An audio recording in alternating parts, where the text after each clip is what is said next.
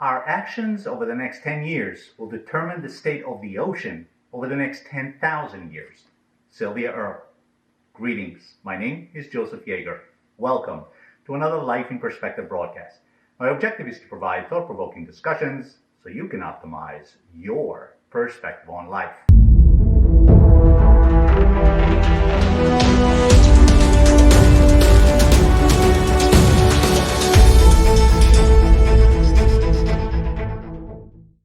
As a child, the Mediterranean Sea and the Indian Ocean were a weekly destination.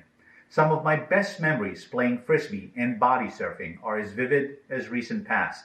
It's as if the ocean dictated my energy along with its own. When the waves roared, my adrenaline was pumping, and when they died down, I was ready to unwind along with it. The sunset on the horizon was an extraordinary backdrop to the bonfire at our feet as it escorted the whispering waves to shore. In these moments, all was right in the world. Before I continue, please consider subscribing to the channel if you haven't already done so by clicking the subscribe link below. You may also follow me on Facebook, Instagram, and Twitter. Oceans make up about 70% of the Earth's surface, and 70% of the Earth's oxygen is produced by them. Yet less than 5% has actually been explored, which explains why we still only know a fraction of the marine species within it. The world's longest mountain chain is underwater, and there are more historic artifacts under the sea than in all of the world's museums.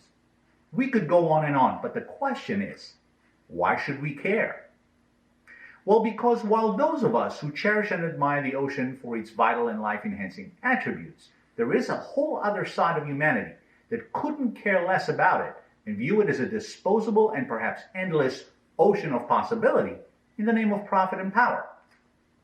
For them, the fact that the oceans help regulate climate and weather patterns, that it absorbs 50 times more carbon dioxide than the Earth's atmosphere, that many medicinal ingredients that help fight cancer, heart disease, cognitive disorders, and many more illnesses are found in the ocean, and that the ocean contributes over $1.5 trillion to the world's economy in employment, goods, and services, is irrelevant.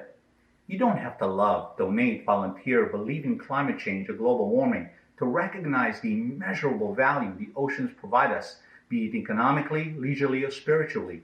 And I'd like to believe that as removed as one might be from sentiment, seeing wildlife covered in oil, whales and dolphins poisoned or suffocated by debris, and the ocean used as a mass dumping ground for garbage and chemicals causes concern for even the least sentimental of us.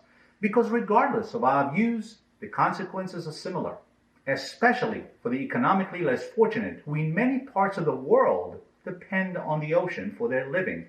As big as the oceans are, and all these atrocities are hidden from the naked eye as we enjoy a soul-cleansing walk or a postcard sunrise, it is hard for me to fathom that an estimated 100 million metric tons of plastic trash is in there, and over 8 million more added annually.